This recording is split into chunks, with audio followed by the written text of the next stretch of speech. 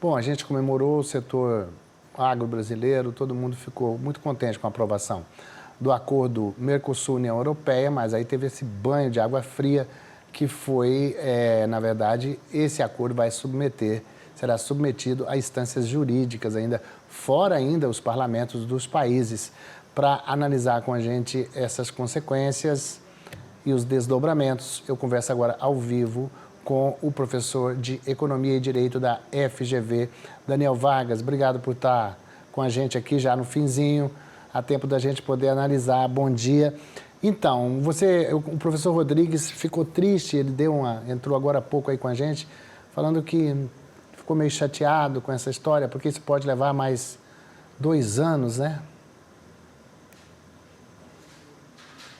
Valteno, olha só.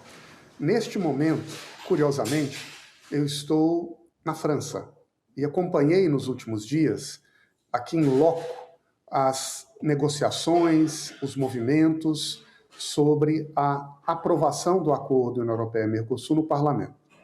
Eu tenho 3 comentários a fazer. Primeiro, é que eu diria que as tensões no ambiente europeu em relação ao acordo União Europeia-Mercosul são muito intensas.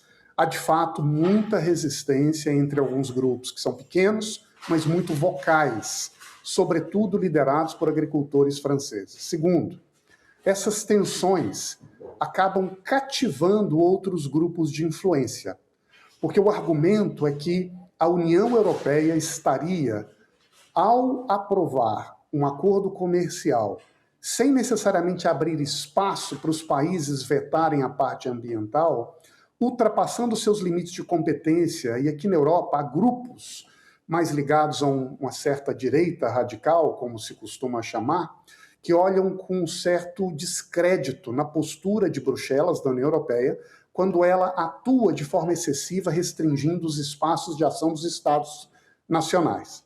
Terceiro comentário é que à medida em que essa resistência política agora encontra um apoio nas discussões judiciais, e esse é um tema constitucional muito sensível aqui na Europa, não é algo pontual ou menor, a tendência é que, de fato, isso avance agora por alguns meses até que a solução definitiva venha.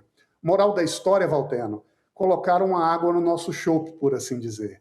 E a verdade é que ainda haverá muitas tensões antes de uma solução definitiva nesse acordo entre União Europeia e Mercosul. E aí a gente pode-se dizer, você está aí, acompanha de perto essas discussões, dá para a gente ver quais são os blocos daqui e dali? O que a gente pode dizer? Tem França de um lado, esse lado mais difícil, mais opositor, e Alemanha um pouco mais...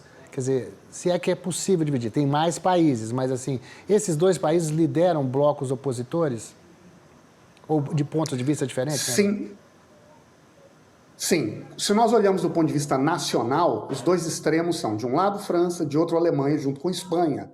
A França, preocupada com a proteção do seu estilo de vida, o interior francês, com aquelas fazendinhas, aquele bom vinho, aquele bom queijo, aquela comida do mercado local, que se vê ameaçado na sua tradição por um comércio aberto. De outro lado, a Alemanha e a Espanha, que têm uma base industrial forte, de muita influência, e que enxergam no mercado consumidor, sobretudo do Brasil, uma oportunidade para escoar os seus bens. Hoje enfrentam a competição tremenda da China e dos Estados Unidos. Poder vender tudo isso para o Brasil sem imposto seria uma maneira da indústria ganhar um respiro e, quem sabe, avançar. Agora, há uma outra organização política, Valteno, que é importante, que não diz respeito às nações, mas diz respeito ao horizonte ideológico dos partidos. Porque no âmbito do Parlamento Europeu existem partidos próprios da Europa. E esses partidos podem ser divididos agora em 3 grupos. No meio, existem partidos que são social-democratas, centro-liberais, que são a favor da aprovação do acordo União Europeia-Mercosul. Vê isso como uma porta para o futuro. Agora, nos extremos, que não são tão pequenos assim, tem uma direita preocupada com as condições de vida dos seus produtores e do seu modo tradicional, e também uma esquerda radical, que coloca o meio ambiente como uma prioridade absoluta e restringe, por isso, as possibilidades de acordo comercial. Então, nós temos extrema-direita e extrema-esquerda unidas contra o centro. E são esses grupos mais radicalizados que veem na proteção do velho modo de vida europeu uma maneira de garantir, digamos assim, a sobrevivência das pessoas e o seu futuro. Então é curioso, porque não é necessariamente uma relação com países, porque essas representações das franjas têm alianças nacionais diversas, mas esse grupo tem ganhado cada vez mais força, e ele vem ganhando cada vez também mais simpatizantes, colocando no meio da discussão uma crítica à União Europeia. É como se fosse um bloco burocrático grande que tolhe as liberdades nacionais. Então, essa mistura da Europa, que tem muitos interesses, muitas vezes conflitantes, mas que agora começa a olhar para a agenda da União Europeia e Mercosul como um espaço de batalha, e as resistências, como é de se esperar, vão aumentando. Vamos ver como é que isso vai avançar.